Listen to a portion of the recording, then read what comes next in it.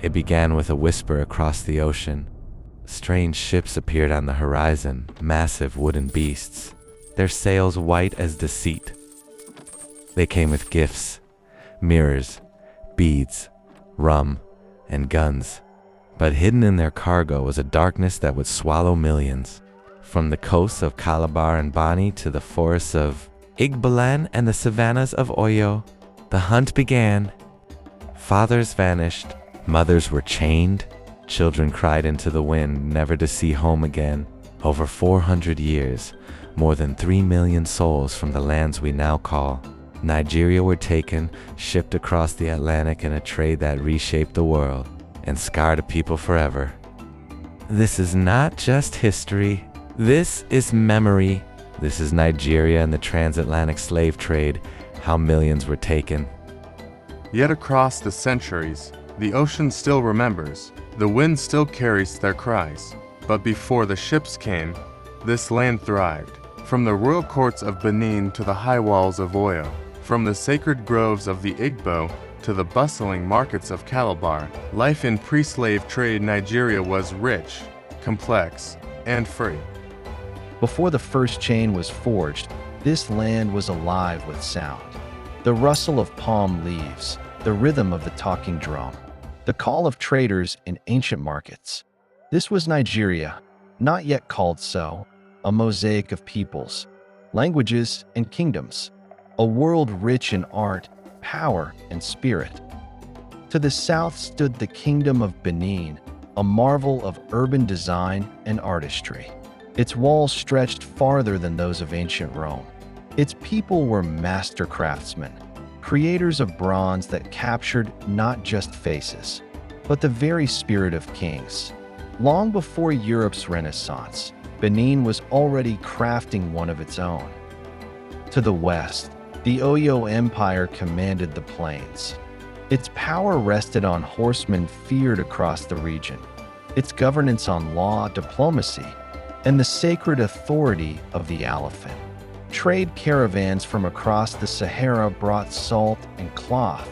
Oyo sent back ivory, kola, and iron. To the east, the Igbo heartlands thrived on kinship and freedom. There were no kings, but a balance of elders, priests, and councils that governed with wisdom and consent. They believed that Igwe bur Ike, unity is strength. In every village, festivals, and communal gatherings, alongside yam barns in every household, stood as symbols of gratitude, continuity, and pride. Across the waterways, commerce flowed like blood through the veins of this land. The Efik, the Ijaw, the Nupi, the Kanuri, each played a role in a network that connected forests, savannas, and deserts. Long before foreign sails touched these shores, Nigerians were already trading with the world, northward to Timbuktu, eastward to the Nile. And binding it all was a historical and philosophical sense of vision, an identity as a people in every community, clan, or ethnic group.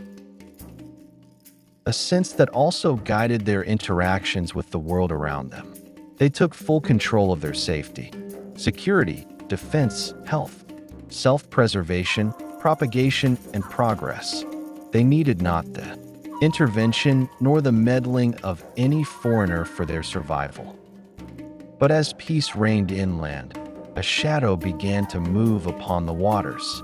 Strange ships, foreign tongues, promises of friendship, carrying the taste of poison. They came with mirrors, muskets, and gin, saying they sought gold and pepper. But soon, their true desire was revealed: human lives. What began as trade became a traffic in flesh. Some African leaders saw opportunity. Others saw only ruin. Kingdoms that once traded ivory now traded their neighbors, not out of cruelty alone, but survival and greed. The trade rewrote the soul of a continent. How were millions taken? Through raids and wars, through betrayal and desperation. Some were captured in battle. Others were sold by rivals or even relatives. Entire villages vanished overnight. They were marched for days in chains, barefoot, starved, whipped towards the coast. Many died before they ever saw the ocean. The paths they walked became silent graves. The slave trade became an empire of its own. The currency was cowries, the profit, despair. Hundreds forced below decks, packed tighter than grain. Here, light was a memory, air was a luxury, and hope was forbidden. For months, the ships sailed westward, each wave carrying sorrow. Many did not survive the journey. Their bodies fed the sharks that followed the ships like shadows. But even in the darkness, songs rose, songs of freedom, songs that crossed the ocean, carrying the memory of who they were. The journey was part of the triangular trade. Slaves were shipped from the West African coast, carried to the Americas, where they were bought to labor in the plantations and mines. The goods and products from these were shipped to Europe. They were bought as raw materials for European factories and industries.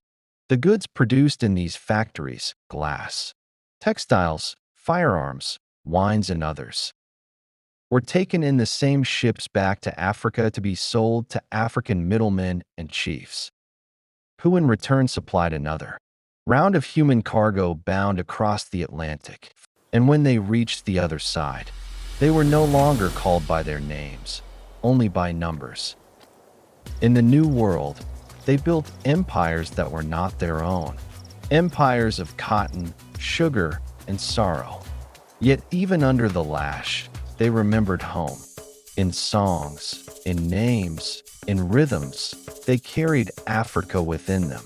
Yoruba became Lakumi, Igbo became Igbo, and some of their cultural traits found new expressions in the New World. They were not broken. From the fields of Jamaica to the forests of Bahia, the blood of resistance flowed. By the 1800s, the tide began to turn. The conscience of the world stirred, though too late for millions. From the ashes of bondage rose a new people, the sorrow and Amaro. They brought back not only new tongues, but new ideas of freedom, faith, and modernity. But even as the trade died, its ghost lingered in broken families, scattered nations, and stolen memory. The slave trade did not just take people, it took generations. It weakened kingdoms, fueled wars, and left wounds that colonialism soon exploited.